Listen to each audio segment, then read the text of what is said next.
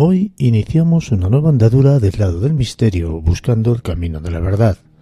Un programa que en algunos aspectos intencionados intentará cuando menos haceros pensar y sembrar algunas inquietudes en vuestras almas inquietas.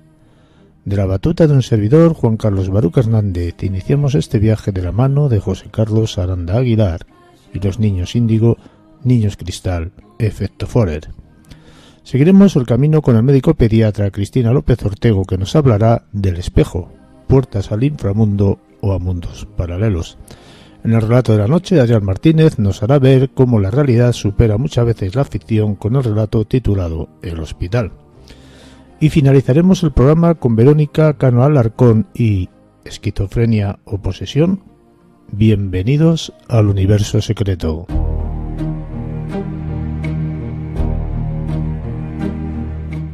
Se ha dicho, escrito y divulgado que los niños cristal están más conectados a este nuestro mundo que los niños de cualquier otra generación, siendo tremendamente sensibles a todo lo que perciben en su entorno.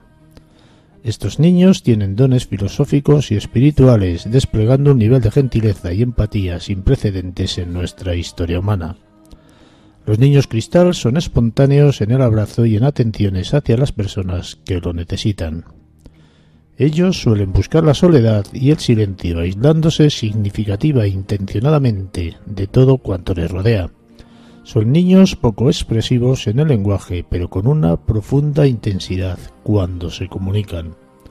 Con José Carlos Aranda Aguilar hoy hablaremos de los niños índigo, niños cristal y el efecto Forer.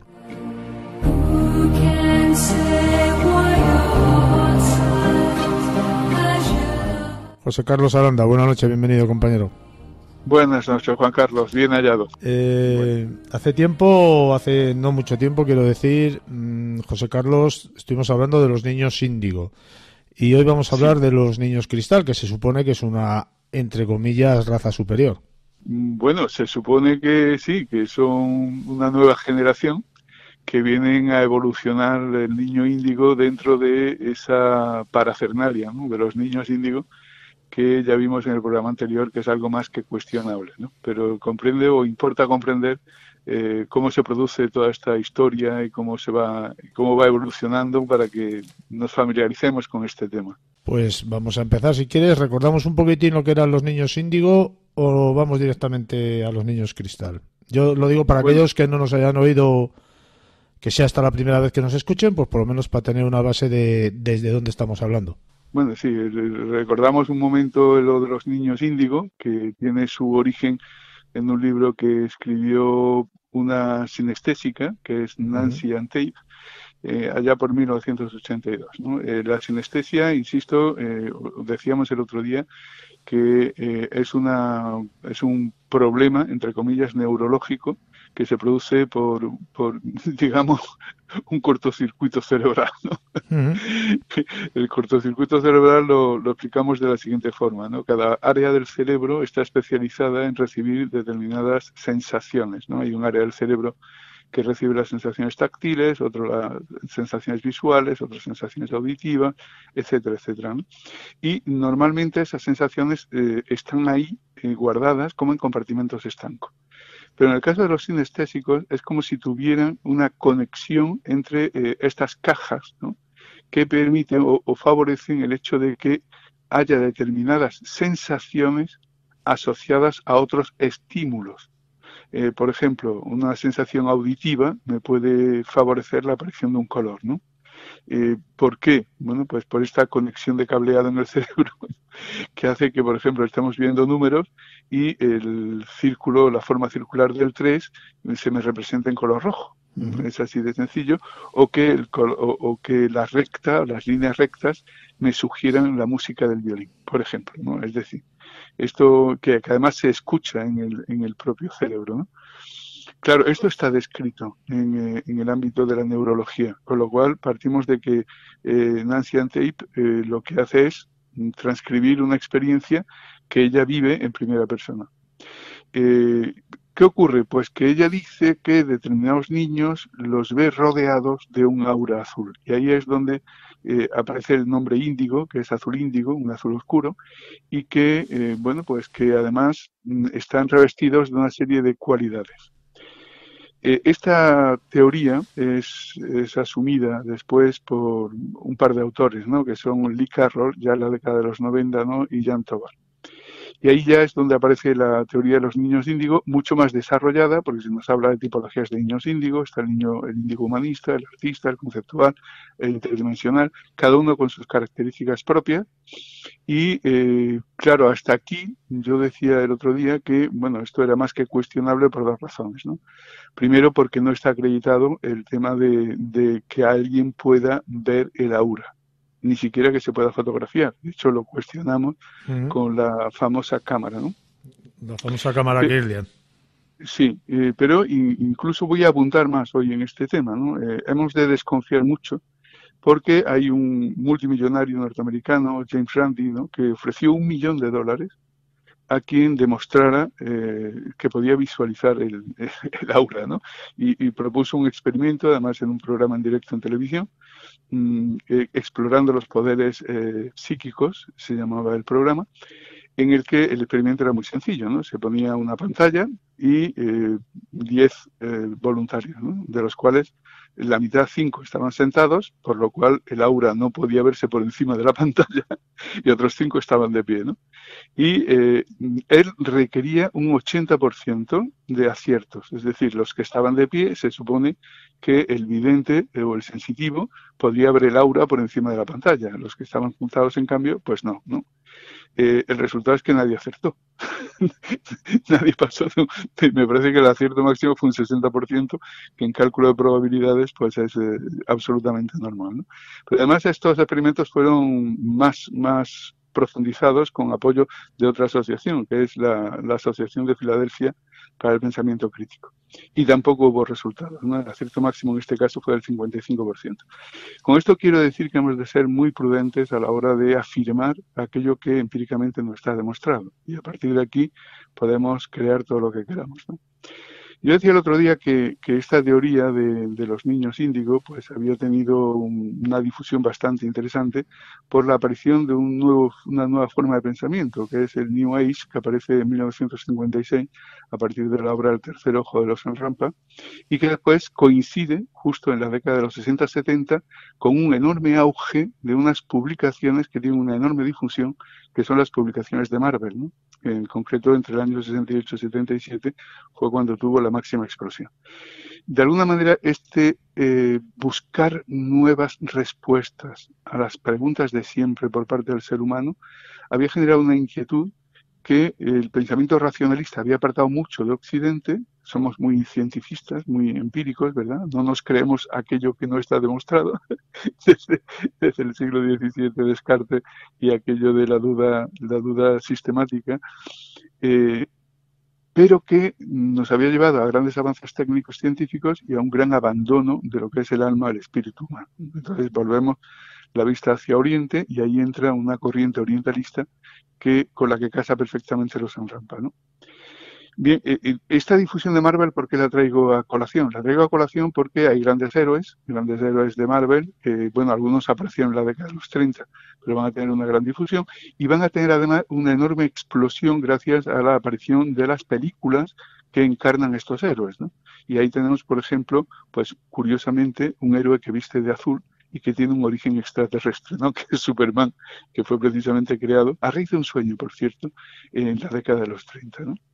Bueno, pues lo que hacen Lee Carroll y Jan Tovar es tomar toda esta parafernalia, ¿no? Toda esta imaginería que había en el ambiente y transformarla en una serie de afirmaciones, ¿no? Los niños índigo y tal, que habían llegado con idea de transformar el mundo. Bueno, yo personalmente no me lo creo. No me lo creo porque las definiciones de la tipología de los niños índigos son tan vagas, que coinciden perfectamente con la tipología que hacía Hipócrates de los 4 grandes caracteres de los seres humanos, el sanguíneo, melancólico, colérico y flemático. Con lo cual, y esto nos remontamos al siglo V antes de Jesucristo. Con lo cual, sinceramente, creo que hay que cuestionar esto. Pero vamos a hacer bueno, ya la parafernalia, insisto, que ya me hace un poco, es cuando se afirma que hay una conexión telepática con un ente extraterrestre que está emitiendo mensajes diciendo que estos niños vienen para transformar el mundo. A mí esto me horroriza y me dedico a estudiarlo en más profundidad. Y digo me horroriza porque sin fundamentación empírica hay incluso naciones, como es el caso de Argentina, que se plantea crear un sistema educativo específico para niños índigos, con lo cual dices, bueno, esto es un problema, ¿no? Pero bueno, ya a finales del año 90 hay quien da una vuelta de tuerca más, que es Steve Rothard, ¿no? Steve Rothard, hacia 1998, publica un libro, recuerda, donde habla de los niños cristal diferenciados de los niños índigo. ¿Qué diferencia habría para que nos entendamos?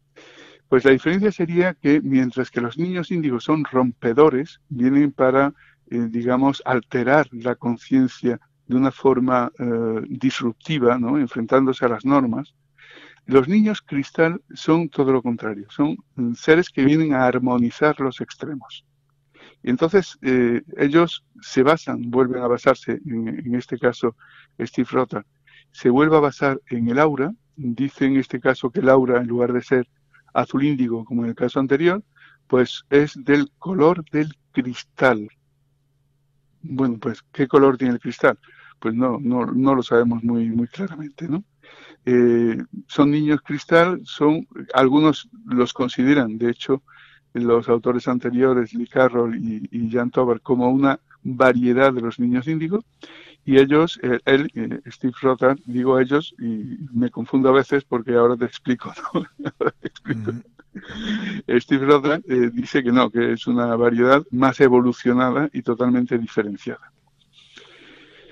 Bueno, claro, el problema es que Steve Rothard nos pide que nos creamos una serie de apriorismos. ¿Apriorismos qué es? Que nos creamos, porque él lo dice, una serie de afirmaciones, ¿no? Bueno, y además una cosa muy curiosa. Él, hacia el año 2009-2010, crea un blog en el que se autodenomina El Guardián. Y claro, esto ya empieza a tener visos de sectarismo, ¿no? Porque él habla con nosotros y se dirige en primera persona como si él fuera un extraterrestre, ¿no? Y esto ya es un poco rarito, ¿no? Y hay que ponerlo hay que ponerlo en contexto, ¿no? Una de las críticas que se le hace, fíjate que hay una diferencia de 10 años, ¿no?, entre la aparición del libro Steve Rothard y el blog, es que la definición que da de los niños cristal es muy vaga, es muy genérica, ¿no? Y entonces nos dice lo siguiente, fíjate, yo te leo textualmente y tú me dices si entiendes algo de lo que te voy a decir, ¿no? Vamos a ver, dice, efectivamente la descripción de los niños es vaga e imprecisa, pero es algo intencionado. Y es algo intencionado porque, y ahora te leo y te cito textualmente, la competencia espiritual de baja frecuencia basada en la bipolaridad es una mera ilusión. Claro, ¿qué ocurre? Que cuando damos este tipo de afirmaciones estamos pidiendo pues un acto de fe en quien nos escucha porque no está entendiendo lo que decimos. Después él nos habla, por ejemplo, de que pues no, que los niños cristal son una forma de energía, no define de qué tipo de energía se trata, y justifica el tipo de energía como que todos nos sentimos atraídos por los cristales. Hombre, mire usted, sí, evidentemente. Todos nos sentimos, ¿quién no ha sostenido un prisma en su mano viendo cómo descompone la luz del sol en un arco iris, ¿no? Y creo que es uno de los experimentos básicos, ¿no? Esto, José Carlos, lo han sacado de la película de Superman que tú mencionabas antes. ¿Verdad que sí? Es decir, estamos dentro de esta conciencia colectiva que se ha ido generando a raíz precisamente de la narración novelada de una serie de personajes, ¿no? Y ahí tenemos mucho que ver si casamos, si quieres, un poco lo que estamos diciendo, pues los héroes de Marvel, algunos tienen poderes de origen extraterrestre, como es Superman, otros tienen poderes de origen orientalista, yo diría que, bueno, espiritual, entre comillas, como es el Doctor Extraño, pero la otra fascinación de la segunda mitad del siglo XX está en la tecnología, ¿no? En la tecnología, en las nuevas energías que se van descubriendo, entre ellas la energía atómica que causó el holocausto de Hiroshima, ¿no? Y ahí es donde entran pues personajes como por ejemplo Spider-Man, ¿no? Que adquiere unos poderes por una picadura de araña que había estado sometida a radiación, o por ejemplo el caso de Dan Darvel, de Dan Defensor, ¿no? Que adquiere sus poderes gracias a un accidente que lo deja ciego, pero que era un camión que llevaba residuos radioactivos y le inocula radioactividad en la sangre, lo que le produce ese poder de transcribir en imágenes los sonidos, ¿no? Y así suma y sigue, ¿no? O por ejemplo la exposición a la energía de los rayos gamma, ¿no? Como el caso de los Cuatro Fantásticos, etcétera, etcétera, etcétera. Y todo esto tiene lugar entre 1957, que es cuando empieza la publicación ya seria de Marvel, y bueno, pues hasta hoy prácticamente, porque después los cómics se pasaron al cine y el cine pues lo tenemos ahora mismo en pantallas, ¿no? Después la voz del extraterrestre, que es una cosa muy curiosa, ¿no? Cuando habla de los niños cristal, él habla de el grupo, ¿no? El grupo. Y el grupo, pues, son una serie de personas elegidas y que tienen capacidad de sentir esa nueva sensibilidad y conciencia que está transformando el mundo. Claro, esto ya a mí empieza a sonarme a sectarismo, ¿no? Porque si tú tienes esa conciencia empática que te permite percibir la transformación de las energías, entonces formas parte del grupo. Yo pienso cuántos, por sentirse aceptados en un grupo, son capaces de admitir a priorismos que no están demostrados. Y me preocupa que alguien se arrostre a sí mismo el ser una entidad extraterrestre para dirigirse a mí. No sé si me entiendes. Porque además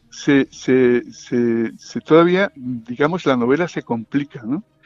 Y hablamos de que, bueno, estos niños índigo son producto de una mutación genética inducida por unos seres celestiales que nos visitaron hace millones de años y que alteraron genéticamente a nuestros antepasados, dejando un gen latente que puede activarse en determinados casos y que está empezando a activarse y produciendo mutaciones justo en la era moderna. Bien.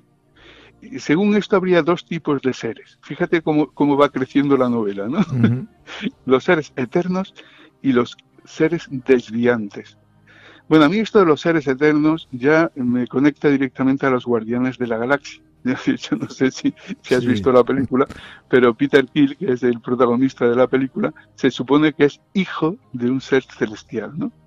Cuyo cráneo está por ahí perdido en el universo y donde van todavía a recuperar materias, no se sabe qué materias, ¿no? Todos los seres de la galaxia, ¿no? Bueno, pues este es un poco estos seres celestiales eternos que se podrían encajar, ¿no? Con los ángeles de toda la vida, ¿no? Y después los segundos seres son los desviantes. Y los desviantes son estos seres mutados cuya mutación latente se activa en un momento determinado ante estímulos o por mero nacimiento, ¿no? Entonces, bueno, ahí ya nos habla de que el avance de estos seres cristal va a producir mutaciones que van a ser extraordinarias, como por ejemplo los va a dotar de telequinesia, y ahí yo me voy a los Cuatro Fantásticos, evidentemente, ¿no? La capacidad de mover objetos con la mente, o incluso la capacidad de manipular la materia. Bueno, pues ya estamos ahí en la ficción de los Cuatro Fantásticos, ¿no? ¿Nos creemos esto? Bueno, pues quien quiera creérselo, que se lo crea. A mí cuando yo leo la definición de niños cristal y me hablan de niños empáticos, sensibles, espirituales, reflexivos, que aportan gentileza y sensibilidad, que abrazan y cuidan a los demás, yo estoy oyendo una tipología de persona que es bastante frecuente, que es una persona empática y sociable, ¿no? Eso te iba yo a decir, que seres así ya existían antes. Claro, ¿cuál es el problema? Cuando se nos justifica el que estos seres son especiales y tienen una misión en la vida, que es construir nuevas sociedades. Sí, luego, José Carlos, hay otro peligro muy grave que estoy entendiendo ahora mismo, que es la manipulación de infantes para este fin, ¿no? Para este objetivo que pueden tener ciertas personas con un cierto protagonismo. La manipulación mental y psicológica de niños que les hacen creerse que son seres especiales desde que han nacido. Pero yo diría que más que los niños en este caso serían las víctimas, ¿no? La Sí, manipulación de las familias. víctimas. Estoy La hablando de víctimas, manipulación sí. de las familias, que además se puede transformar en un enorme negocio económico, ¿no?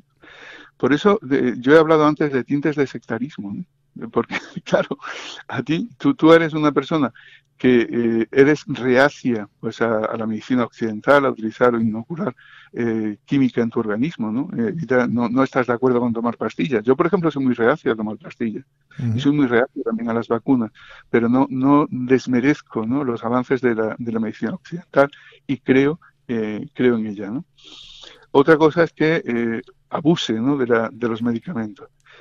Fíjate que cuando hablamos de los niños índigo, ahora podemos hablar, si quieres, de los niños cristal, la definición de sus cualidades, yo diría que entran pues en un montón de casos, ¿no? Evitan el conflicto, hablan poco pero con profundidad, poseen habilidades psíquicas, no se nos dicen cuáles, ¿no?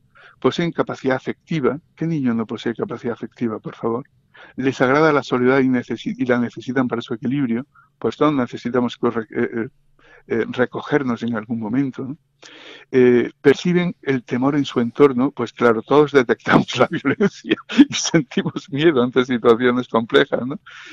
Pueden amplificar su temor y proyectarlo al entorno. Evidentemente, un niño con cara de ira está proyectando sus miedos, ¿no? Evitan invocar el miedo, pues todos evitamos el miedo, ¿no? Son discretos, sumisos, positivos, serenos.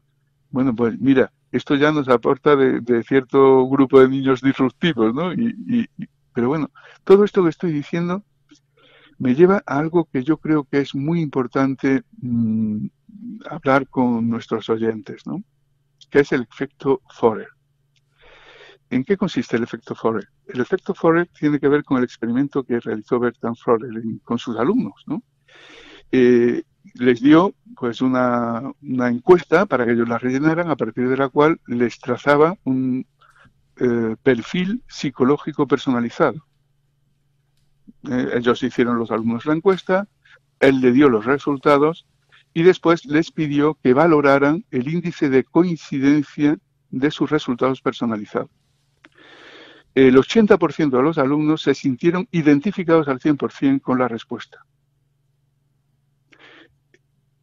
La sorpresa viene luego. La sorpresa viene cuando Forer les dice que a todos les había dado la misma hoja, el mismo análisis, y que ese análisis lo había sacado de recortes de horóscopos del día. Este es el efecto Forer.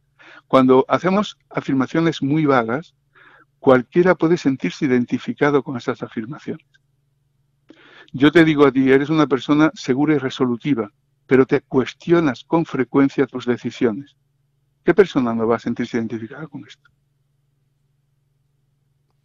Si sí, yo te digo a ti, es una generalidad.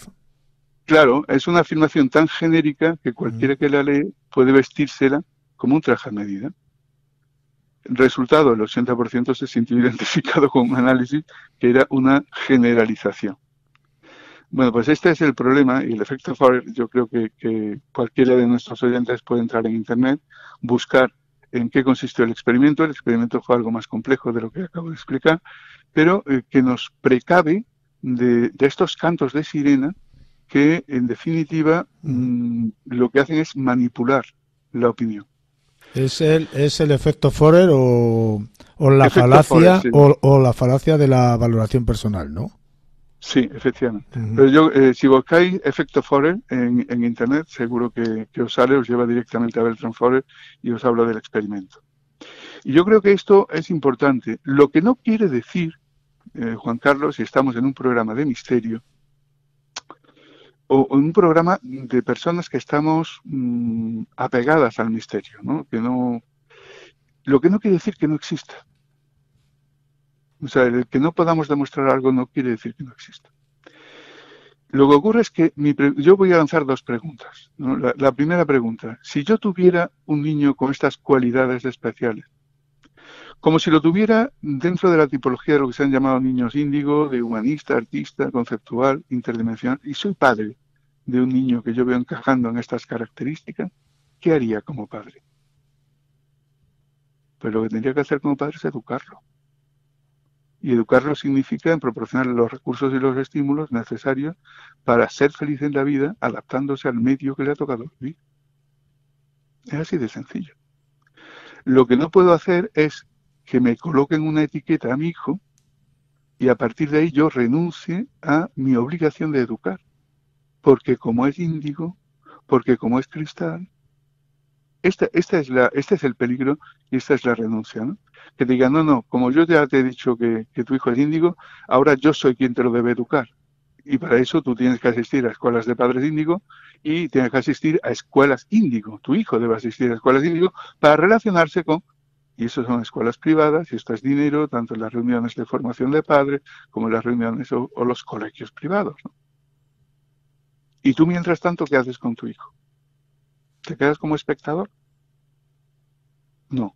Este es realmente el peligro que yo veo. Esta es la primera reflexión. La segunda reflexión que me gustaría hacer es que el que no haya sido demostrado algo no quiere decir que no exista. Y ahí me remito a, bueno, pues a la línea de investigación que está llevando José Luis Bardasano en la Universidad de Alcalá de Henares y Howard Martin del Instituto Herhamar de San Francisco, en relación a las ondas electromagnéticas que ya se han detectado y se están analizando en los seres vivos.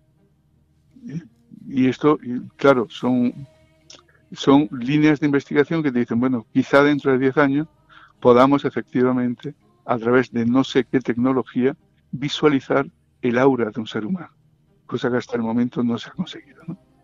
Con lo cual mantenemos ahí la puerta abierta, ¿no?, al misterio, a lo que la ciencia nos puede aportar en los próximos años, en las próximas décadas.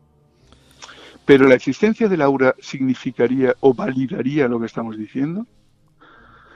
Pues sinceramente no necesariamente.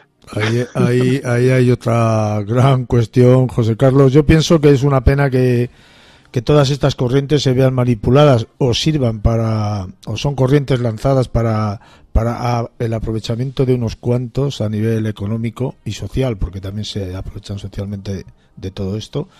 Y muchos de ellos, de toda esta gente que está encumbrada por sí misma en un altar de egoísmo, lo único que hacen es enriquecerse y aprovecharse de los más necesitados, porque seguramente que en estos casos muchos de estos niños, de estas criaturas y muchas de estas familias tengan seguramente más necesidades de las que nosotros podemos llegar a pensar. José Carlos, fíjate, dime. Te dejo solo una afirmación para la reflexión. El 80% de las características definidas para los niños índigo disruptivos, los que son opositores a las normas, etcétera, etcétera, podrían explicarse por el déficit de sueño. Curioso. Simplemente. Sí. Entonces vamos a tranquilizarnos, ¿no? Somos seres en evolución, eso está claro, y yo creo que está claro desde el principio. Todos estamos buscando la armonía interior. Bueno, yo a veces dudo que seamos seres en evolución, ¿eh? No, sí. Somos seres genéticamente en evolución, pero y personalmente sí, también, pero muchas veces muchos seres como nosotros, en vez de ir evolucionando, vamos involucionando hacia un mundo peor, o eso es lo que yo pienso. Tenemos, José Carlos, para la semana que viene una petición de algunos oyentes, que es sobre que tú has tenido bien acogerla para ti y hacerla nuestra dentro de 7 días, que bueno, vamos a hablar del doble cuántico, ¿no? Avánzanos unas pinceladas sobre este tema y lo dejamos para el domingo que viene. Bueno, es un tema muy interesante y que vamos a tratar de analizar o descomponer, ¿no?, en su realidad. Cuando hablamos de universos cuánticos o de la física cuántica, estamos hablando del comportamiento de los elementos cuando descendemos del nivel del átomo. Y ahí hay ya algunas experiencias que han demostrado al menos cuestiones inquietantes, ¿no? Cuestiones muy inquietantes, ¿no? como es el tema de la bilocación, de la capacidad de los quarks de estar en dos sitios simultáneamente, siendo el mismo elemento. Claro, esto que ya está demostrado a través del acelerador de partículas cuánticas, nos abre la puerta a poder fantasear, si queremos, en la posibilidad de los universos múltiples. Entonces, si una misma partícula puede estar en el mismo lugar en dos tiempos, en el mismo momento, claro, significa que hay dos realidades que son paralelas, ¿no? Pero lo vamos a dejar ahí. No por nada, simplemente porque así queda la intriga y yo creo que es un buen avance de lo que puede llegar a desarrollarse. A desarrollarse a partir de lo que has dicho. O sea, somos dobles, podemos tener un doble cuántico, tenemos mundos paralelos, realidades paralelas. Lo dejamos para el próximo. Universos paralelos. Universos paralelos son realidades paralelas. Sí. Lo dejamos, si te parece, para el próximo programa, ahí en la duda, en la incógnita, para que la gente, nos repita y nos visite y nos escuche la próxima vez. José Carlos, un fuerte abrazo como siempre por todo. Nos escuchamos en una semana, dentro de 7 días, en nuestro programa. Un abrazo muy fuerte a vosotros, a ti y a todos los oyentes. Hasta luego. Hasta luego.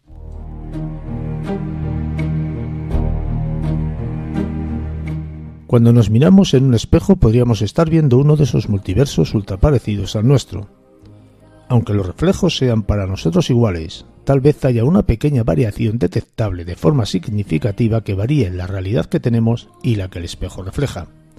¿Son los espejos puertas al inframundo o a mundos paralelos? Cristina López nos traslada al misterioso mundo de los espejos. Cristina López, buenas noches, bienvenida, compañera. Hola, buenas noches, encantada de estar de nuevo con vosotros, un gustazo. Un placer también para mí, para nuestra emisora, para nuestro programa. ¿Qué tal van estos fríos por esas tierras? Terroríficos. Me he hecho la reina a los mocos. Bueno, es lo más normal que en estas épocas invernales por aquí, por Europa, claro, pues, sí. Lo más fácil es que tengamos, cuando menos, un par de catarros en estos meses. Sí, ¿sabes lo que pasa? Que ahora justo estas semanas son el pico de la gripe. Y entonces eso es lo que ya un poco estropea todo. Las urgencias, sí, todo claro. se colapsa, pues bueno, en fin. Yo tengo mi teoría y esto es un sacaperras después de las Navidades de las farmacéuticas. Que otro día podíamos hablar de esto también. Otro día, pero no, hombre, gripe hay. Ya te lo digo. Sí, yo voy a tocar madera porque llevo la friolera desde los 19 años, me parece que cogí la última gripe.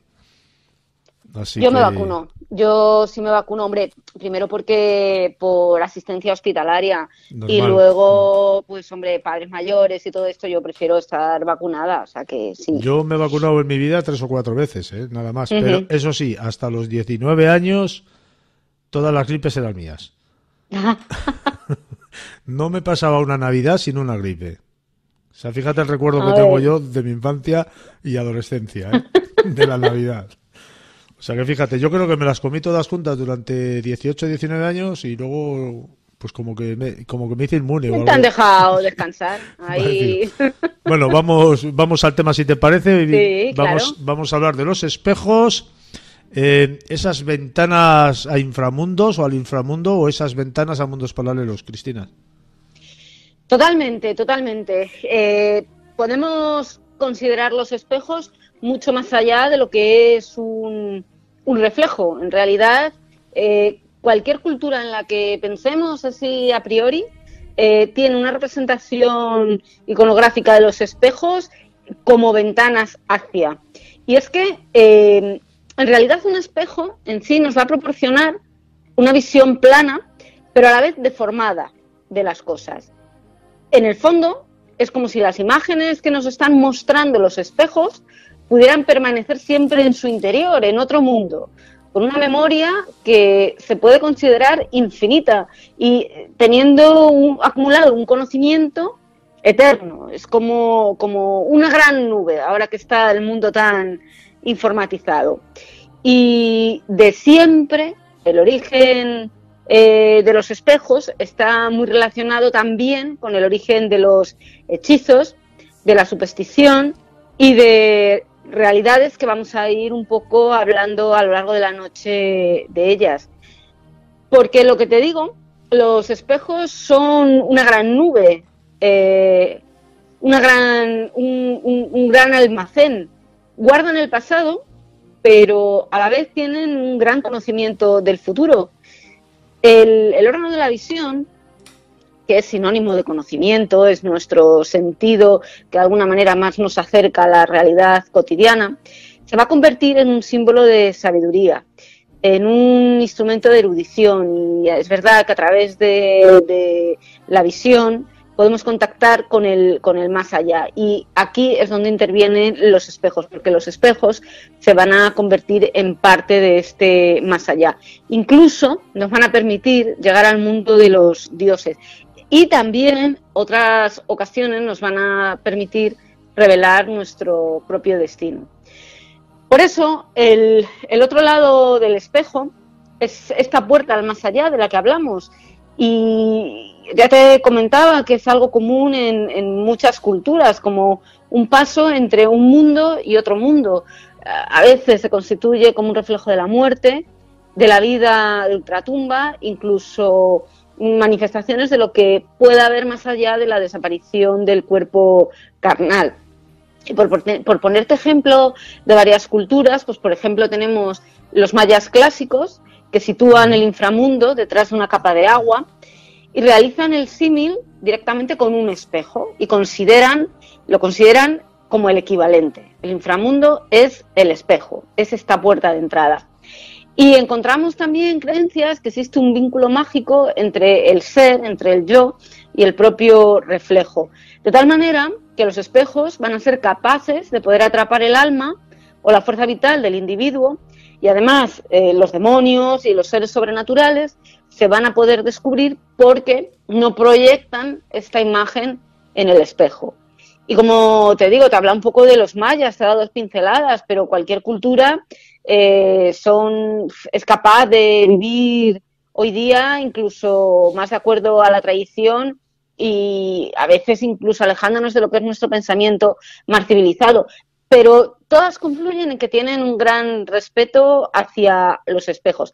A ver, no quiero decir que desde un principio de los tiempos que el hombre primitivo no supiera cómo era su reflejo, puesto que la imagen personal se adivina cuando tú te estás mirando en el agua, que el agua es otro espejo.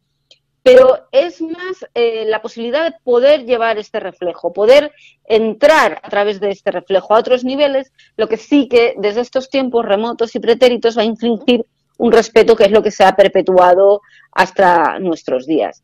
Y así el espejo se convierte y encierra realidades paralelas y el control, el poder dominar esta realidad paralela es lo que de alguna manera va a otorgar poder a todos los que sean capaces de poder llevar a cabo este control, hablando en relación a divinos y hechiceros, los especularios del mundo antiguo. Si te cuento un poco más de los espejos en otras culturas, en distintas épocas de la historia, tenemos, por ejemplo, que en el antiguo Egipto se consideraba que el más allá era un lugar donde los semblantes, donde las imágenes estaban invertidas. Y así, en Saqqara, la mastaba de Mereruca, presenta la escena de lo que es la danza de los espejos, que es el baile de Hathor, y representa a unas mujeres jóvenes con unos espejos y unas carracas de madera en la mano izquierda que tienen forma de mano. Y los varones, que también son jóvenes, están desnudos. Y las chicas se visten o bien con tiras o correas o también están desnudas. Esto lo que nos revela es la importancia que tiene los espejos, el reflejo en los ritos funerarios. Por una parte, se relacionaba con la residencia permanente en el mundo de los muertos y, por otra parte, con la duplicación de la imagen, la duplicación del espíritu para la eternidad. Y así los espejos funerarios eran representados, como figuras de loto en relación también con la futura regeneración.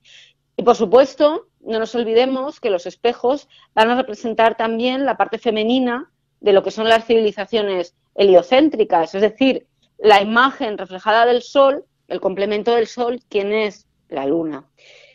Si avanzamos en el tiempo, para los griegos, los espejos representaban el espejo de la divinidad, el reflejo de Dios era el cosmos, el orden. Y tenemos representaciones también en relación con la mujer y el erotismo, lo que comentábamos antes, pero también hay muchas representaciones con lo de sobre ritos mortuorios y de vida detrás de la muerte o adivinación, y empieza a surgir lo que es la cataptromancia. Creo recordar el santuario de Demeter, en Patras, exigía que hubiera una fuente que funcionara de manera permanente como un oráculo para los enfermos. Sumergía en un espejo y al sacarlo revelaba la vida o la muerte de la persona que estaba realizando la pregunta.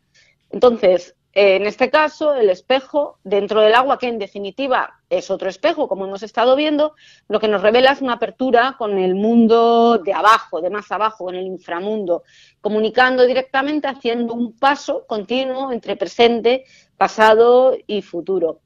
Y se me ocurre, para no aburriros, otra cultura también muy diferente porque nos vamos a situar en Asia, en el norte de Manchuria, donde residían los tunguses y dotaban de una importancia ritual muy importante a los espejos de cobre. El espejo era la herramienta de la que disponía el chamán para ver el mundo y reflexionar junto con los espíritus, y era el que permitía al chamán poder hablar con los muertos, porque era lo que se consideraba, este espejo de cobre, el receptáculo del alma sombra. Y en las civilizaciones mesoamericanas, los espejos, que eran de pirita, de obsidiana, eran de piedra labrada, antes hablábamos de los mayas, pues en los mayas reflejaban, como te comentaba, las imágenes de otro mundo, y aquí se podía conversar con los antepasados y con los difuntos. Es verdad que la mayoría de las representaciones hacen referencia al varón. Los mayas también tenían su punto heliocéntrico. De manera muy parecida a la egipcia, los mayas consideraban que el espejo era la inversión de la imagen y representaban a este inframundo, al Xibalbá. Y no nos olvidemos también de la dualidad del espejo como dualidad del pensamiento mesoamericano. El pensamiento mesoamericano es dual: el frío, el calor, la noche, el día. Y en los aztecas, que posteriores en el tiempo, tienen un dios, Tezcatlipoca, que es uno de los grandes dioses de su panteón, que se identificaba como espejo humeante. Y además todas las representaciones lucían, Tezcatlipoca lucía este espejo en uno de sus pies, sustituyéndolo, llevaba un espejo negro de obsidiana, negro como el humo, que el humo era el que comunicaba directamente a los hombres con el dios. Aquí la representación hace relación a los ciclos de la naturaleza, con la quema de los sembrados, de las milpas, y finalmente lo que es la relación directa con los mitos cosmogónicos de guerra y creación, porque Tezcatlipoca es el que vence a la serpiente emplumada, Quetzalcóatl, como rey de Tula, obligándole a mirar al espejo y robándole el alma. O sea, otra vez la relación del espejo con otros mundos, con realidades paralelas. Fíjate que hemos hablado de culturas prácticamente de todos los continentes y muy dispares. Y otra parte que también me gustaría comentaros esta noche es que las supersticiones en nuestra cultura occidental están muy relacionadas con los espejos. Por ejemplo, en el Viejo Mundo, Narciso va a morir de amor por su imagen en el espejo. En China se piensa en el espejo como vínculo del matrimonio, y cuando el espejo se rompe significa separación. Y aquí en España, bueno, tenemos mitos asociados a los espejos, ya sabes, muchísimos. Romper un espejo da una serie de años de mala suerte. Si existe una muerte en el domicilio, o se cubren con paños o se volvían del revés los espejos, así de alguna manera se libraba uno de la muerte. Porque podían captar los espejos las almas de los difuntos. Además, se tapaban también los espejos durante las tormentas porque se consideraba que era muy peligroso ver el reflejo del rayo en el cristal. Todo esto lo tenemos en un libro que se llama El diccionario de las supersticiones de Joana Mora y Moira Tatem. Y finalmente, como curiosidad, en el siglo XIX a las jóvenes casaderas se les decía que se peinaran de pie enfrente del espejo y con la otra mano comieran una manzana. Entonces podrían ver sobre su hombro la cara de su futuro marido. Y en las Islas Británicas, desde siempre, desde antiguo, se nos dice que si se mira en la penumbra largamente es posible que aparezcan imágenes diabólicas, sobre todo después del anochecer. Y ya, al ir terminando, me gustaría hablaros un poco, que lo he nombrado, de lo que es la catacromancia, que es la adivinación a través de los espejos. Y como hemos visto, lo tenemos desde la más remota antigüedad, desde adivinaciones en superficies líquidas, afuera en fuentes o lagunas, como la hidromancia, o en diversos recipientes, como la lecanomancia, la gastromancia, etcétera. Pero es verdad que es a partir de la Edad Media cuando se empieza con las condenas de excomunión a todo aquel que podía realizar artes mágicas con los espejos. Esto, bueno, está redactado en la Bula Superilius de Juan XXII, sobre el siglo XIV. Y la Inquisición de los siglos XVI y XVII además va a condenar gravemente estas prácticas. El Maleus Maleficarum nos relata que los demonios tentaban a las jóvenes, sobre todo a mujeres, a través de los espejos con el fin de que cayeran bajo su poder. Y bueno, ya para finalizar sí que quería referirme a un libro que a todo el que le guste el tema de los espejos, pues de alguna manera marca mucho, porque bueno, es Alicia a través del espejo, de Lewis Carroll, y bueno, tiene un título más largo, es A través del espejo y lo que Alicia encontró allí. Es el segundo libro de Lewis Carroll tras Alicia en el País de las Maravillas. Se pueden leer de manera independiente, pero en realidad son dos historias distintas y que se complementan una con otra. Alicia se sumerge a través del espejo en una fantástica realidad paralela. Está creando Carroll un lenguaje fabuloso con personajes y paisajes fantásticos y en realidad es el mundo del revés, es un mundo invertido, caótico, es un regresar de la muerte para poder contarlo. Y esta ilusión del reflejo en el espejo lo que nos proporciona es otra realidad. Y la inversión de esta realidad nos da el opuesto y nos va a enriquecer y complementar la idea anterior. Y mira, déjame, ya concluyo con esto. Es el último, uno de los párrafos del libro. Mira la relación que tiene con el mito del retorno, la vuelta de la muerte, el viaje por el inframundo. Todo esto es lo que plantea Lewis Carroll con Alicia. Juguemos a que existe alguna manera de atravesar el espejo. Juguemos a que el cristal se hace blando, como si fuera una gasa, de forma que pudiéramos pasar a través. ¿Pero cómo? Si parece que se está empañando ahora mismo y convirtiéndose en una especie de niebla. Apuesto a que ahora me sería muy fácil pasar a través. Mientras decía esto, Alicia se encontró con que estaba encaramada sobre la repisa de la chimenea, aunque no podía acordarse de cómo había llegado hasta allí. Y en efecto, el cristal del espejo se estaba disolviendo, deshaciéndose entre las manos de Alicia, como si fuera una bruma plateada y brillante. Un instante más y Alicia había pasado a través del cristal y saltaba con ligereza dentro del cuarto del espejo. Para mí, Cristina, el espejo es un impasible narrador del tiempo. Quiero decir que cada vez que te miras a él te vas notando, vas sumando arrugas, como digo yo en mi casa.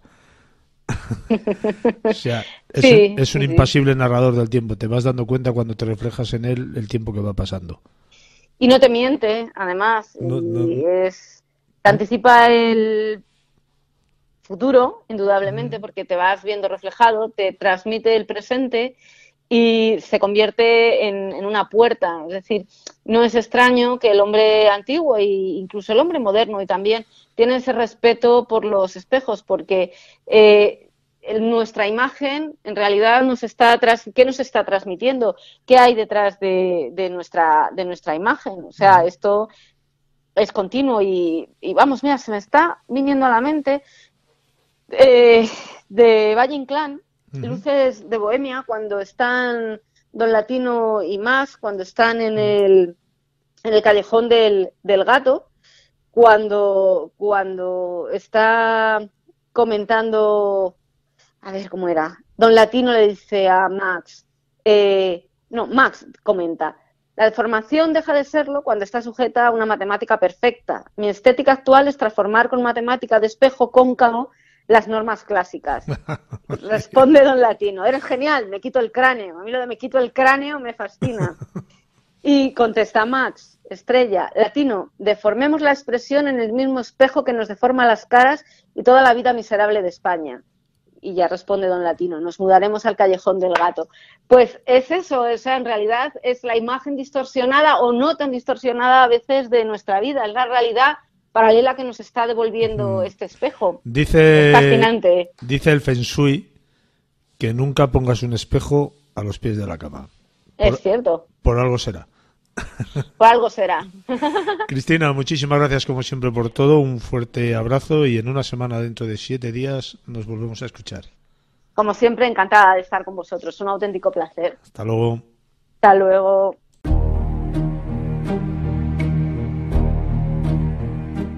Los hospitales son lugares marcados por las dos partes más importantes de nuestra vida, el nacimiento y la muerte. La alegría del nacimiento da paso al dolor de la enfermedad y el ocaso de nuestra existencia, y es quizás en esta última fase que las paredes y pasillos de los hospitales puedan verse impregnados por ese tránsito entre nuestra realidad y la otra que nos espera, si es que la hubiera. Adrián Martínez, en su relato El Hospital, nos hará ver cómo la realidad supera muchas veces la ficción.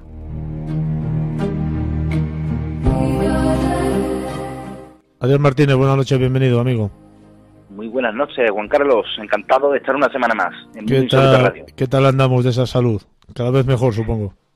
Bueno, mejorando, pero parece como que nunca salimos, ¿no? Estamos ahí a trancas y barrancas, pero no llegamos a salir del todo. Yo creo que hasta que no se vaya el frío, definitivamente no va a llegar la salud en su totalidad, por lo menos rozarla.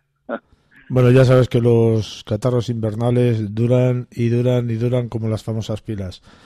Hoy nos traes un relato que le has llamado El Hospital.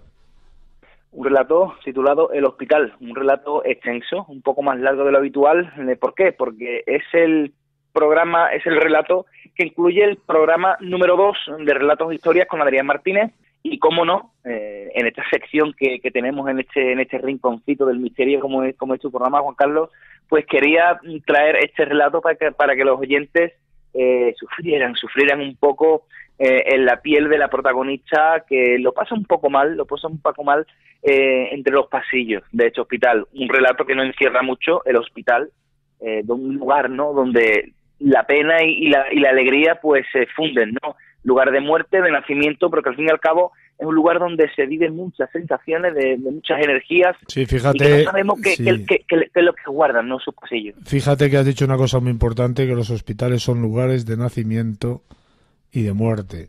Es donde empieza la vida y muchas veces donde finaliza. Pues sí, es algo bastante paradójico, ¿no? Y claro, entre sus pasillos, entre sus rincones, los grandes hospitales, ¿qué es lo que ocurrirá? ¿Qué es lo que ocurrirá? Y todo, esas almas que quizás se queden por allí pululando. Todo es el dolor que encierran las paredes. Si te parece, Adrián, pasamos a escuchar el relato y luego seguimos hablando.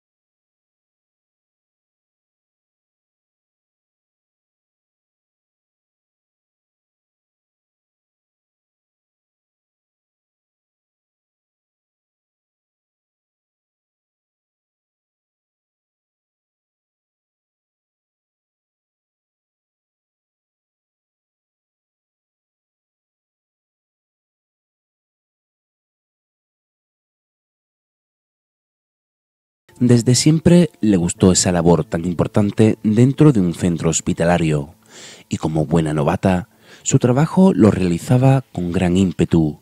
Su juventud y ganas eran contempladas por las miradas de compañeras con más experiencia, con más años y con más vivencias. Se solían reunir en una sala, donde como de costumbre encendían la cafetera para calentar el motor y combustible de la noche, el café, humeante y sabroso, el mismo que acompañaba las anécdotas que entre ellas comentaban y daban a conocer a las nuevas compañeras. Anécdotas que, contadas en la tranquilidad de la noche, cobraban un cariz singular y escalofriante al mismo tiempo. ¿Sabías que por aquí se pasea una sombra a partir de la 1 de la madrugada?, comentó una de ellas. Sí, es cierto.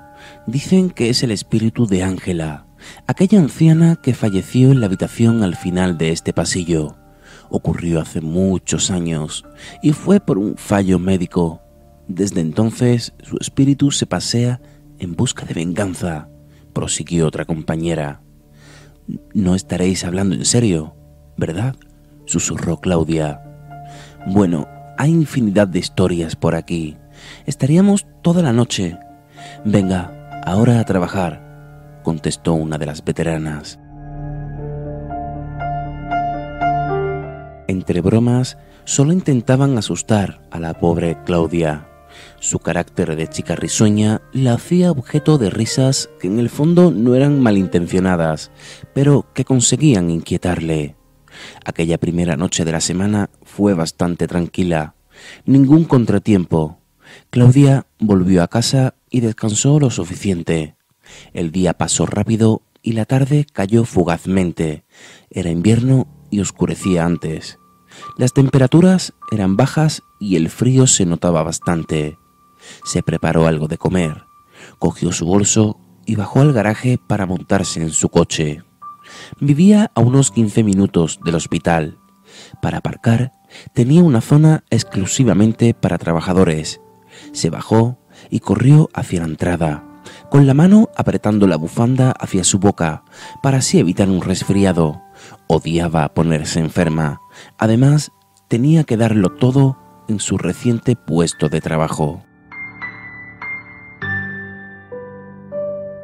Y una noche más, se colocó su blanco uniforme y se dirigió a la zona donde desempeñaba su trabajo. Los pacientes ingresados en aquel área solían ser personas de avanzada edad, con problemas digestivos. Hasta el momento no había visto morir a ningún paciente. No tuvo que atender el auxilio de ninguna anciana cuyos aparatos y conexiones indicaran que se tratase del fin de su vida. No, pero sabía que tarde o temprano iba a ser así.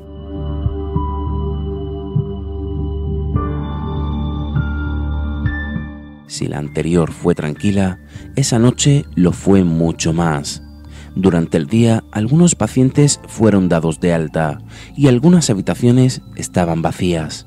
Así que decidió coger su lista y hacer un breve recorrido por cada una de las habitaciones para preguntar qué tal se encontraban los pacientes.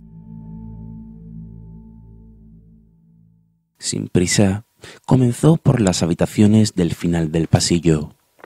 Una por una iba verificando que todo estuviera en orden. Goteros, digestión de la cena, estado anímico y demás preguntas rutinarias. De cada una de las habitaciones salía anotando en su lista, mirando su carpeta cabizbaja y andando muy despacio. Se podría decir que Claudia le tenía un cariño especial a cada uno de los pacientes. Su carácter bondadoso le bastaba para ganarse la confianza y la simpatía de enfermos y familiares que estaban allí de paso. Una vez llegó al otro extremo del pasillo, dio por finalizada la ronda nocturna. Carpeta en mano y con el paso más acelerado, se dirigía a recepción para entregar su tarea, pero de pronto divisó algo extraño. En la puerta de la habitación 542 la misma que había verificado minutos antes, se encontraba una mujer vestida con atuendo de color negro. Parecía mayor y solo miraba de frente y desde el pasillo la puerta de dicha habitación. ¡Qué raro! En aquella habitación solo se encontraba un hombre y precisamente no tenía acompañante.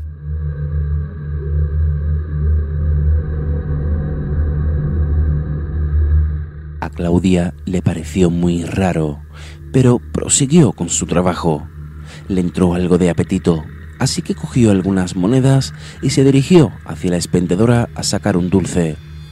Al encarar el pasillo, pudo ver a lo lejos que aquella extraña mujer continuaba en el mismo lugar, pero de pronto la anciana vestida de negro penetró en la habitación. Claudia se extrañó bastante, así que cuando pasó a la altura de aquella habitación 542, no dudó en adentrarse y comprobar quién estaba allí con aquel paciente. Pero cuando accedió, simplemente la mujer no estaba.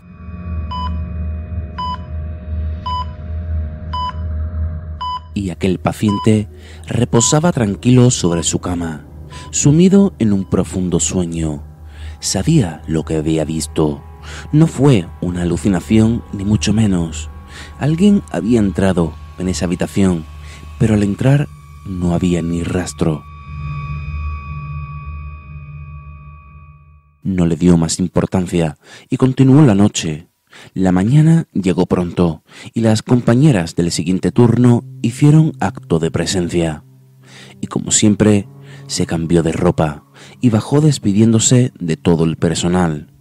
Llegó a casa y por fin reposó su cuerpo en aquella placentera cama, en la misma cuyo sueño no conseguía conciliar. La imagen de aquella mujer la atormentaba por momentos. ¿Quién era? ¿Por qué no estaba en la habitación? Pasó el día y de nuevo llegó la noche. Las temperaturas eran más frías de lo común. Subió las escaleras del hospital a toda prisa para entrar en calor. Pese a la hora temprana, se enfundó su uniforme y comenzó a charlar con sus compañeras. «¿Qué tal la tarde?», preguntó Claudia. «Pues bien, solo que aquel pobre hombre no ha aguantado más», contestó la compañera. «Pero, ¿a quién te refieres?», prosiguió Claudia. «Mujer, aquel anciano de la 542. La piel se le erizó por completo. No podía creerlo. Era aquella habitación, la misma donde vio a aquella mujer de negro. ¿Qué relación podría tener con lo ocurrido? Lo cierto es que no le comentó a nadie absolutamente nada. La vivencia de la noche anterior y la muerte de aquel hombre no fue una casualidad. Tendría que haber una conexión. No entendía nada. Lo cierto es que el deber le llamaba y comenzaba la noche.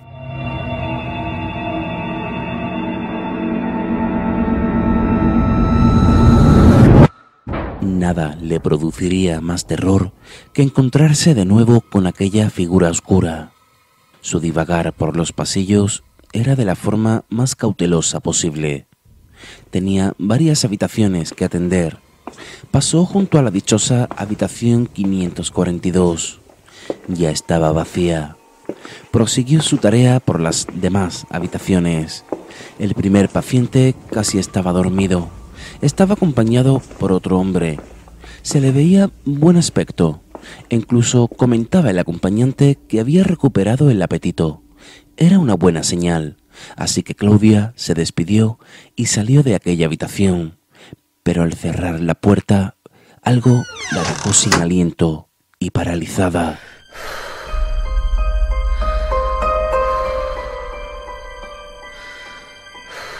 Estaba allí, justo enfrente, vestida de negro y con una mirada que transmitía odio y desprecio. Aquella figura comenzó a levantar el brazo y a señalar la puerta de la habitación de la que Claudia había salido segundos antes. Al girar la cabeza para ver lo que señalaba, no vio más que el número de la habitación. Cuando volvió a mirar de frente, simplemente ya no estaba. Claudia echó a correr como alma que lleva el diablo, pero algo ocurría dentro de aquella habitación. Aquel hombre, el que minutos antes fue visitado por ella, entró en estado crítico. Enseguida acudieron las enfermeras para socorrerlo, pero nada se podía hacer por él. Había fallecido, y Claudia no sabía si temer más el hecho de contemplar a un paciente muerto o la figura de aquella mujer y la circunstancia que secundó su aparición. 2 muertes y 2 extraños augurios por parte de aquella anciana. De pronto recordó las palabras de sus veteranas compañeras. Ángela era el nombre de la anciana que falleció por culpa de un maltratamiento médico. Apurando el café, decidió adentrarse en los ficheros antiguos de aquella planta. Durante varios minutos estuvo buscando ese nombre entre cajones que llevaban bastante tiempo sin abrirse. Pero su búsqueda dio sus frutos. Tenía entre sus manos el expediente de la que fue paciente de aquel hospital y, como indicaba el mismo, fallecida a causa de una negligencia médica. Aquella leyenda que circulaba por los pasillos tenía una base real. La tal Ángela existió, fallecida a los 84 años, sin hijos y viuda desde hacía tiempo. Todos los ingredientes para caer fácilmente en el olvido. Y, obviamente, Claudia tenía la evidencia de que la leyenda iba un paso más allá y se le había postrado frente a sus ojos. Pero, ¿por qué a mí?, se preguntaba incesantemente. A la mañana siguiente, tras salir del trabajo y antes de dirigirse a su casa, hizo un alto en el camino. Pasó por el cementerio y buscó la tumba de aquella desgraciada mujer. Uno de los trabajadores la acompañó hasta el punto exacto, y allí estaba. Su nombre y su lápida resaltaba y llamaba la atención con respecto a las demás. ¿Quién era esta mujer?, preguntó Claudia a aquel hombre. Decir su nombre es sinónimo de amor. Pese a estar sola en la vida, lo daba todo por los demás. Lástima que muriera de la forma que lo hizo, sola.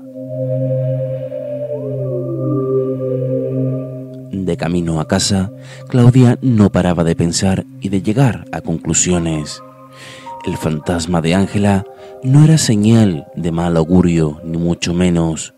Tan solo pretendía salvar vidas. Cada uno de aquellos pacientes a los que señaló podrían haberse salvado. No quería que se volvieran a cometer errores, como ocurrió con ella. Desde entonces, Claudia perdió su miedo. De hecho, siempre está alerta. Nunca se sabe cuándo aparecerá de nuevo, advirtiendo y anticipándose a la misma muerte.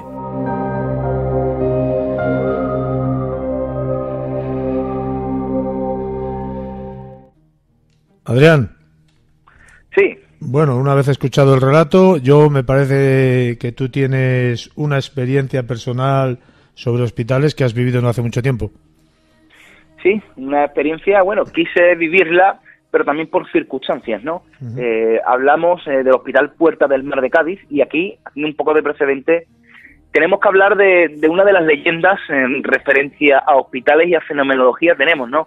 El buen compañero José Manuel García Bautista, colaborador también de Mundo Insólito Radio, colaborador del Lado Oculto y de otros muchos medios, pues él tiene buenos testimonios, ¿no? De personas, de trabajadores, de pacientes, de acompañantes de pacientes que han pasado por las habitaciones del Hospital Puerta del Mar de Cádiz, y se cuentan cosas increíbles, ¿no?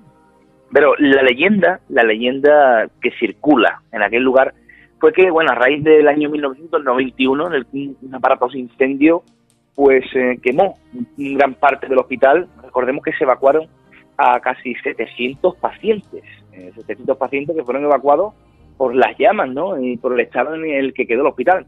Bueno, a raíz de entonces de esos hechos se cuenta, se dice, se rumorea, pero también se han vivido fenómenos por parte de muchas personas en los cuales han visto la figura de una mujer, la cual ellos describen como una monja, una especie de hábito que parece muy como de la película, ¿no? La película La Monja, que últimamente tanto el mundo de Hollywood no está vendiendo. Bueno, pues tenemos una historia real aquí en la provincia de Cádiz, concretamente en el Hospital Universitario Puerta del Mar. Allí hay bastantes casos reflejados en referencia a esta figura, ¿no? Por ejemplo, un hombre que iba a coger el ascensor, y ahora resulta que cuando se va a montar, se monta absolutamente solo. Pero de buenas a primeras, al llegar a la segunda planta, mira hacia su lado derecho y ve una mujer mayor, vestida de negro con la cara muy arrugada. Claro, él sale como alma que lleva el diablo corriendo, ¿no? Esto es uno de tantos casos que circulan por allí, y todo muy vinculado, Juan Carlos, no sé por qué, con los ascensores. Los ascensores parece que en este hospital son un punto clave de la fenomenología, donde este alma o estas almas, que no sabemos si es una, si son varias, pues se manifiesta, ¿no? Y bueno, y atraído por la leyenda y por otras cosas, ¿no? de la vida, a mi hijo tuvieron que intervenirlo en este hospital en junio de 2017. Entonces, claro, uno que es amante del misterio, la primera noche que pasamos allí, en este hospital, pues como amante del misterio, como bien digo, pues grabadora en mano, pasé planta por planta en la soledad de la noche, de la madrugada, y cogí esos ascensores, ¿no? Tenemos un programa, precisamente el lado oculto, creo que es el número 33, en el cual reproducimos estas sensaciones que yo viví allí, claro, relatando también aquella leyenda, ¿no? Aquella leyenda por los lugares donde tuvieron lugar estas apariciones, y ese sonido de fondo de los ascensores es lo que pone los vellos de punta, ¿no? Realmente aquella noche a mí no me ocurrió nada. La sensación puede ser bastante extraña al pensar que en aquellos pasillos han ocurrido cosas y seguirán ocurriendo, pero el destino, el mundo de lo paranormal, de las apariciones, es muy caprichoso, y por supuesto no se va a aparecer cuando yo quiera o cuando yo active mi grabadora. Por supuesto que dejé mi grabadora en una de las plantas durante 15 o 20 minutos para ver si registré algo. No registré absolutamente nada, porque claro, cuando queremos ser sensacionalistas con estos temas, qué fácil es vender una psicofonía, vender algo, ¿no? No tuve nada, pero la sensación de escuchar ese audio, Juan Carlos, de los pasos solitarios, el tocar del ascensor, es algo bastante curioso que llama la atención, ¿no? Este programa, como bien decía, este relato, el hospital, está incluido en el segundo programa de Relatos e Historias con Adrián Martínez, programa que en la segunda parte tuve la oportunidad de entrevistar a una mujer de Sevilla, omitimos su nombre porque así ella nos lo pide, en la cual ella es una persona sensitiva. A ella la conocí yo de manera casual este verano en la zona de Conil, en Cádiz, y además de ser sensitiva, trabaja siempre de noche en un hospital. O sea, son ingredientes bastante interesantes, como mínimo para hacer una entrevista, ¿no? Ella amablemente accedió, y en este programa podéis escuchar, invito a toda la audiencia, las experiencias que esta mujer nos cuenta, ¿no? Imagínate, Juan Carlos, ser sensible, ¿no?, ante apariciones, de percibir una persona que es capaz de sentir cosas distintas que el común de los mortales no sentimos, y además trabajar de noche en un hospital, como tiene que ser, ¿eh?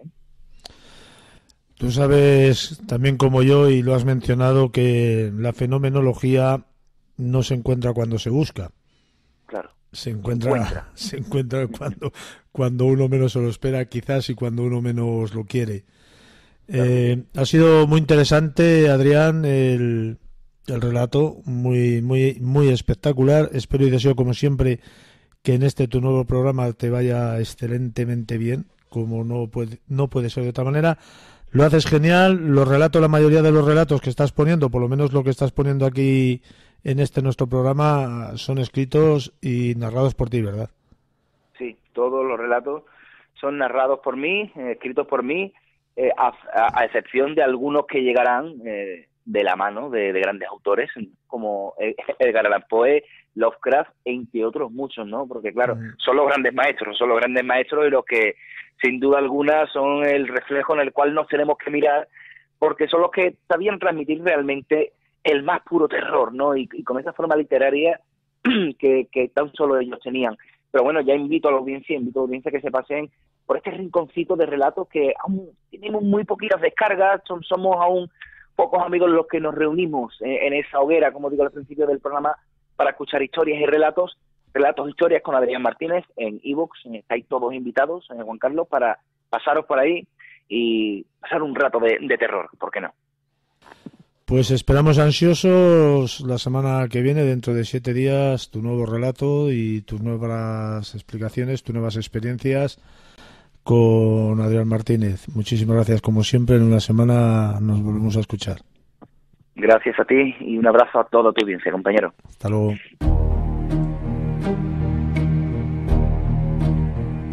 A lo largo de la historia nos hemos encontrado con supuestos casos de posesiones satánicas o diabólicas en personas que han sido tratadas por sacerdotes especialistas en el tema, pero ¿realmente se trataba de una posesión o de una enfermedad mental?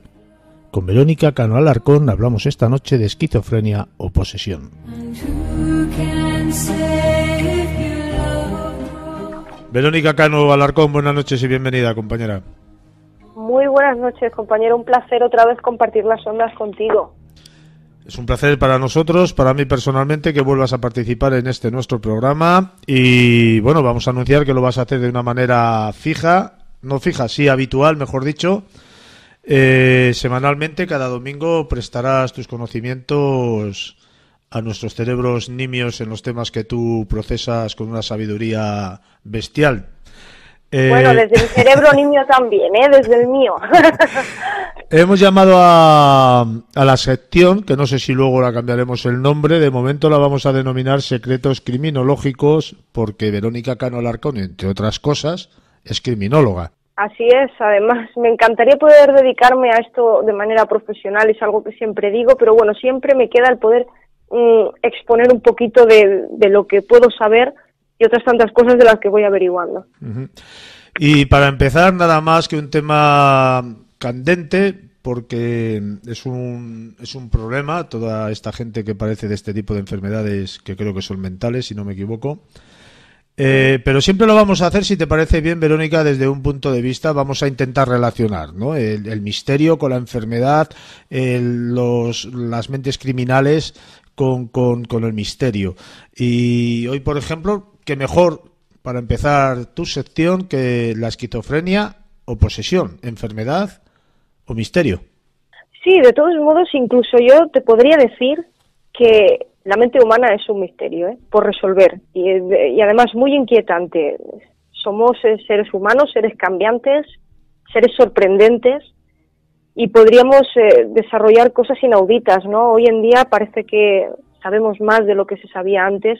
Somos capaces de llegar a hipótesis o a teorías, incluso a un diagnóstico más claro, pero imagina cómo sería en antaño, ¿sabes? Uh-huh.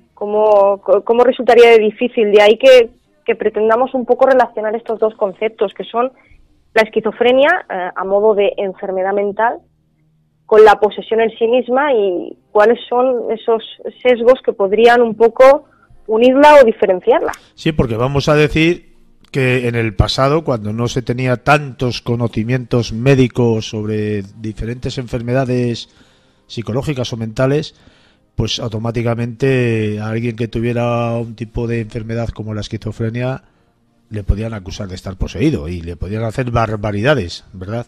Así es, de hecho se han documentado casos en la historia impresionantes, aterradores, puro misterio, hablando de misterio en sí mismo, a pesar de que quizá no todo sea esquizofrenia y tampoco todo sea posesión. ¿Qué te parece si para los neófitos en el tema, dentro de los cuales yo me incluyo, explicas un poco, analizas un poco lo que es la esquizofrenia? Bueno, pues quizá deberíamos partir de que la esquizofrenia en sí misma es una enfermedad mental grave, ¿no? Tiene una gravedad bastante relevante porque hay numerosas funciones cerebrales, como el pensamiento, la conducta, la percepción, las emociones, que, bueno, en cierto modo quedan mermadas, ¿no? Digamos que es un padecimiento, ¿no?, para la persona en sí misma, ¿no?, que digamos que cambia el cómo actúa, el cómo se expresa, incluso cómo llega a relacionarse con su entorno, con otras personas. No todas las esquizofrenias son iguales, no todas las personas son iguales, no todo sucede igual. Y todo esto varía de una persona a otra. No podemos hacer un perfil único e indiscutible de lo que significa ser esquizofrénico en sí mismo. Vamos a decir que la esquizofrenia en su parte más grave es violenta. Así es, de hecho, bueno, sabes que existen diversas tipologías, a pesar de que la medicina ahora ha querido un poco posicionarse en que no es así, ¿no?, que existe una única esquizofrenia y punto, pero siempre se han distinguido algunos tipos, ¿no?, y unos son más violentos que otros. Vamos, es evidente que dependiendo de la sintomatología, del área de afectación, del tipo de alteraciones que sufre esa persona, al fin y al cabo, bueno, pues hay más comportamiento agresivo, más comportamiento violento que en otras. ¿Siempre son violentos los que padecen este tipo de enfermedad? La mayor parte de las veces sí, es un rasgo prácticamente indiscutible porque debemos tener en cuenta que como se ven afectadas numerosas áreas, incluso de las propias percepciones, estas personas están muy seguras, ¿vale?, de lo que ven, oyen, sienten, a pesar de que solo sea un fallo en esas áreas. Pero ellos están muy seguros de que es así. Sí, pero por ejemplo, Verónica, yo me gustaría saber cuáles son las características principales de un esquizofrénico. Es decir, se comporta de esta manera, oye voces, tiene no sé qué, tiene alucinaciones, no sé cuál. Pues más que nada, perdóname que te interrumpa, más que nada para luego diferenciarlo de las características de una posesión. Claro, evidentemente, mira, para llegar a ese punto incluso deberíamos ser capaces de diferenciar entre los antiguos tipos de esquizofrenia, al menos los más generales, ¿no?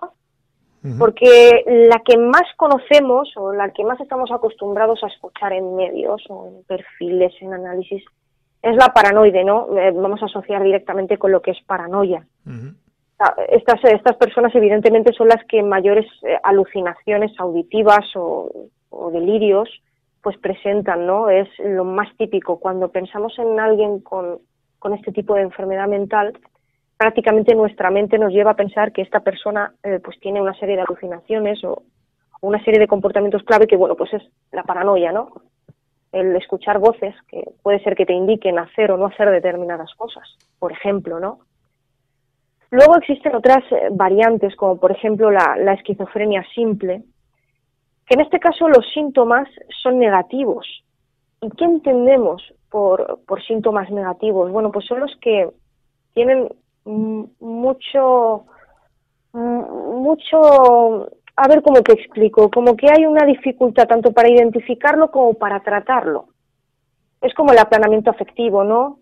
O cuando una persona ya deja de comunicarse. Eso es muy difícil tanto de diagnosticar como de tratar. Eso se consideraría un síntoma negativo. Luego ya tenemos la esquizofrenia residual también, ¿vale? Que aquí, bueno, pues digamos que es como el último estadio de cualquier esquizofrenia. Todo lo que empieza por arriba acaba en residual. Quedan como los residuos de lo que en su día fue esa persona. Ya queda el catatonismo, una relajación, un aplanamiento afectivo excesivo, ya no hay comunicación, etcétera. También existen casos de esquizofrenia desorganizada, ¿no? La persona no tiene un orden en su vida, está todo manga por hombro, no hay una realidad, hay muchos cambios emocionales, mucho movimiento rápido, es muy curioso, ¿no? Para que veas que existen diferentes fórmulas y que ninguna es igual a otra. ¿Te parece que nos aclares un poco las características de una posesión para luego, una vez diferenciadas las dos, yo creo que a lo largo de la historia, tú lo sabrás mejor que yo, muchas paranoias han sido exorcizadas. Así es, de hecho, diferenciar, ¿no? Establecer un límite entre lo que es posesión y esquizofrenia prácticamente resulta una utopía, porque si aterrizamos en lo que nos ha enseñado el cine, lo que nos ha enseñado la literatura, pues acabamos aprendiendo que la persona con una posesión pues tiene una aversión a lo sagrado, ¿no? Es como que una reacción inesperada entre los crucifijos, hay una blasfemia, incluso agresiones físicas cuando se trata de algo relacionado con la religión. Si te das cuenta, la religión católica, entra mucho en juego aquí. Es como que todo lo católico provoca tal repulsa que la persona se vuelve agresiva. Es como ahí el límite que se establece. Sin embargo, esto no es suficiente en sí mismo para decir que una persona está poseída, porque esto puede ocurrir en cualquier otra circunstancia, ¿no? Se han documentado otros casos, ¿no?, en los que, bueno, pues las personas comienzan incluso a hablar lenguas que tampoco conocían previamente, o lenguas muertas, o lenguas que ni tan siquiera se utilizan. Incluso levitación, ¿no?, clarividencia, lectura del pasado, del futuro. Y estas cosas ya nos deberían llamar incluso un poquito más la atención, no simplemente el hecho de tener aversión a lo sagrado en sí mismo, porque de lo contrario podríamos estar ante un caso de esquizofrenia y ni tan siquiera habernos dado cuenta. Dando por hecho que la posesión diabólica, infernal, o como la queramos catalogar, existe, ¿se puede diferenciar, se puede llegar a diferenciar entre la enfermedad y la posesión? Se podría intentar, aunque ya te digo que los límites son muy difusos. Yo considero que son muchos los exorcismos que se han practicado cuando en realidad estamos a lo mejor ante un caso de enfermedad mental. En general, ya a lo mejor ni tan siquiera una esquizofrenia o en un episodio psicótico, sino sencillamente a lo mejor algún trastorno de personalidad, o a veces las chicas se hacían adolescentes y bueno, se hacían rebeldes, y eso no significaba estar poseído o ser esquizofrénico. Lo que pasa es que el desconocimiento ha hecho mella, por desgracia, en la historia, ¿no? Es como que hemos ido para atrás en lugar de para adelante. ¿Existe un tipo de esquizofrenia que no sea violenta? Existe. Y existe sobre todo en sus etapas más tardías. Por ejemplo, lo que sería la esquizofrenia residual. No significa que no vayan a tener un episodio violento en algún caso, ¿no? Pero lo más probable es que estas personas ya se encuentren cansadas, ¿vale? Quizá eso sea el mejor concepto para definir ese estado, que es bastante aplanado, ya no se comunican. Es como que, no sé si en algún caso alguien habrá tenido la experiencia de haber podido tratar con algún familiar o conocido, etcétera, de que haya tenido, bueno, pues esta fase de la esquizofrenia en la que, bueno, pues llega cuando más o menos la persona se encuentra en la mitad de su vida, ¿no? 45, 50 años, a veces antes, a veces después. Y bueno, pues están más relajados de lo habitual, ¿no? Es como que las terapias todas están ya funcionando, entre comillas, y bueno, pues está aplanado afectivamente, no se comunica. Pero entonces sería una no violencia inducida. Probablemente. Lo que pasa es que prácticamente siempre todas las esquizofrenias acaban en residual. Es como una norma, ¿no? Hay varios estadios. Sabes que los episodios psicóticos son el punto álgido. Un episodio psicótico que puede ocurrir en un momento dado de la vida de una persona, que no significa que haya padecido esquizofrenia antes o después, simplemente sucede, y a partir de ahí comienza el proceso. Pues evidentemente lo otro es como el lado opuesto, ¿sabes? Como el fin, que no es el fin, es simplemente llegar a otro estadio. Te voy a poner en un brete. Dime un par de casos de grandes, entre comillas lo de grandes asesinos de la historia que eran esquizofrénicos. Pues te voy a hablar de uno que justamente me acaba de venir a la cabeza, porque seguramente lo recordará todo el mundo, ¿no? Al carnicero de Plainfield, Ed Gein, ¿vale? Para que lleguemos a ese punto, incluso deberíamos aterrizar sobre el cine y sobre Norman Bates y su historia, ¿no? Que en realidad estaba basada en este asesino en serie. Este asesino en serie era psicótico, ¿no? Estás hablando de la película Psicosis, para la gente que no lo haya... Correcto, además el título no hacía honor un poquito a esto, ¿no? Uh-huh. Que era una persona que, bueno, durante incluso toda su vida, pues había tenido un comportamiento un tanto diferente a los de los demás, ¿no? Es un tanto distinto. Y bueno, pues evidentemente en determinados arranques, pues lo que solía hacer, bueno, él mató muy poco, ¿vale? Solo fueron 2 víctimas constatadas, pero bueno, le gustaba la necrofilia y él acudía habitualmente a los cementerios a expoliar cadáveres y se hacía partes de piezas de ropa y lámparas y cosas así con todo lo que rescataba, ¿no? De las tumbas que expoliaba. Uh-huh. Curiosamente, en la habitación de su madre, y esto es verdad, la guardó como un templo cuando la madre murió. Y esto se debe a que, bueno, pues la relación que había con su mamá pues, era muy especial. La madre le había educado bajo una rigidez infrahumana. Aquello, bueno, todo era pecado, todo estaba mal. Evidentemente, si sumamos esos factores familiares a una predisposición genética, pues la combinación es el resultado que hubo. Es una bomba, como decía el otro. Entonces, correcto. Y viendo esto, ¿esquizofrénico se nace, se hace o puede ser de ambas maneras? En realidad es de todas las formas posibles, como cualquier otra cosa, ¿no? Porque las causas de la esquizofrenia son variadas, ¿no? Por un lado, la genética, ¿no? Es evidente que parece que existen antecedentes familiares que nos llevan a pensar que si existe esquizofrenia en la familia es probable que se pueda volver a desarrollar. Pero también tenemos factores físicos de la persona, ¿no? De su presente, que parece que, bueno, pues hay ciertos neurotransmisores que juegan un papel importante en todo este desarrollo. Es decir, tenemos la genética ya y aparte factores propios de la persona que ha ido desarrollando. Y también, evidentemente, el ambiente en el que crece esa persona es súper relevante, ¿no? Porque es lo que hablábamos, la familia juega siempre un papel esencial en estos temas, los estilos de crianza, los estilos educativos, el cómo ha crecido esa persona, cuál es su escala de valores, todo eso combinado puede dar lugar a que tengamos una persona con una enfermedad mental sin más, o por el contrario, podemos crear un asesino en serie en potencia. Uh-huh. Tú sabes, yo soy educador, trabajo mucho con niños y me interesa siempre el tema infantil en todos los sentidos. ¿Existe la esquizofrenia a muy temprana edad también, evidentemente? Sí, es evidente. Además, de hecho, los primeros síntomas aparecen a temprana edad, quiero decir, adolescencia.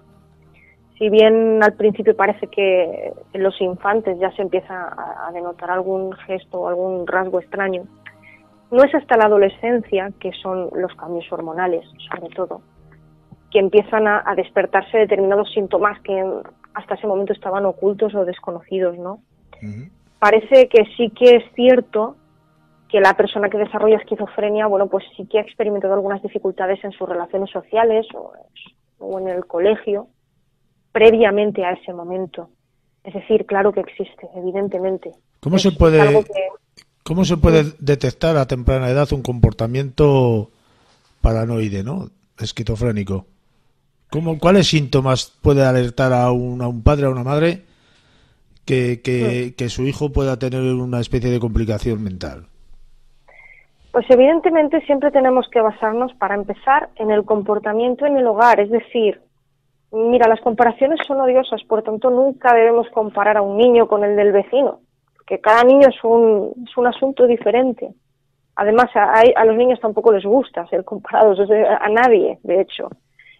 Pero sí es cierto que debemos ser vigilantes, ¿no? Y de estar pendientes en cómo va en el cole.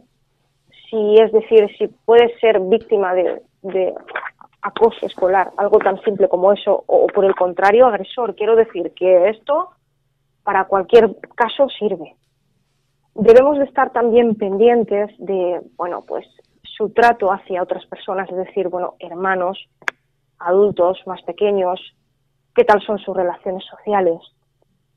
qué tal se relaciona con la familia, con el resto de la familia. Pues son los pequeños detalles que nos llaman la atención. También si hay fracaso escolar o no. Si hay un comportamiento más agresivo de lo normal y pueda o no ser susceptible después de algún acontecimiento traumático. Tenemos que prestar atención a los pequeños detalles. Sí, Verónica, pero un esquizofrénico también es inteligente. Sí, pero no tanto como un psicópata. Deberíamos establecer esa diferencia de manera importante. No estamos hablando de lo mismo. Ya. Pero quiero decir que tú has mencionado lo del fracaso escolar, pero no es un síntoma... No, pero no tiene nada que ver con la inteligencia. El fracaso escolar no es algo que esté relacionado con la inteligencia de un niño, jamás. Todo lo contrario. De hecho, hay niños con grandes capacidades y tienen fracaso escolar. Es algo muy común. Puede deberse a múltiples circunstancias. A veces hay fracaso escolar porque en casa ha sucedido algo que ha limitado su esfuerzo en ese ámbito y no necesariamente. Por eso hay que prestar atención a todo. No hay nada que pueda entenderse de manera libre. Siempre ante cualquier mínima duda, consultar al profesional. Consultar, llamar, visitar al especialista, al profesional, que seguramente que sea el más indicado para que le pueda orientar. Una pregunta como epílogo ya de hoy. ¿Se puede curar esta enfermedad? Pues a ver, si entendemos que curarse la esquizofrenia significa, pues utilizar alguna técnica, algún fármaco, alguna intervención, pues no tiene cura, ¿vale? Eso es evidente.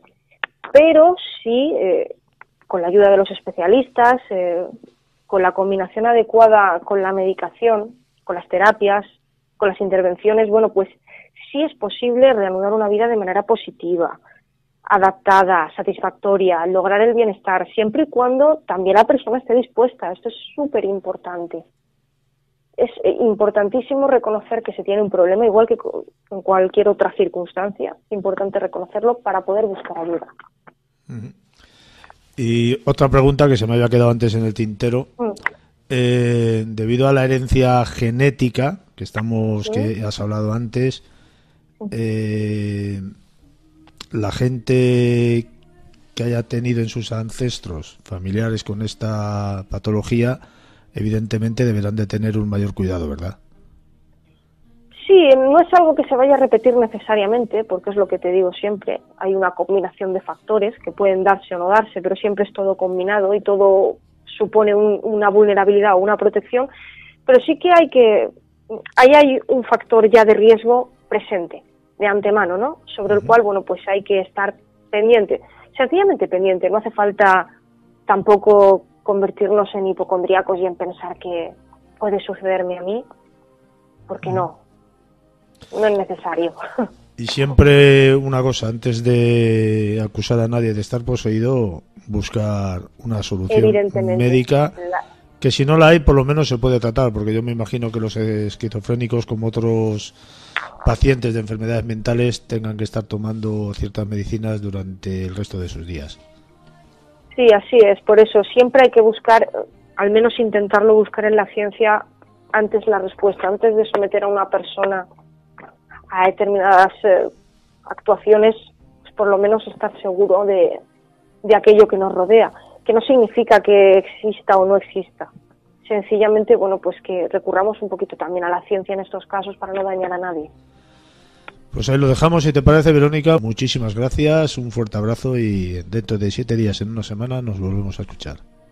Muchísimas gracias a ti por contar conmigo. Un abrazo. Hasta luego.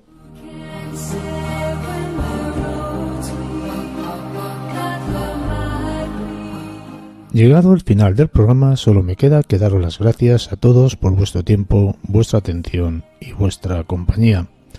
En una semana, dentro de 7 días, volveremos con el universo secreto. Hasta entonces, tengan todos los mejores de los deseos para esas almas inquietas.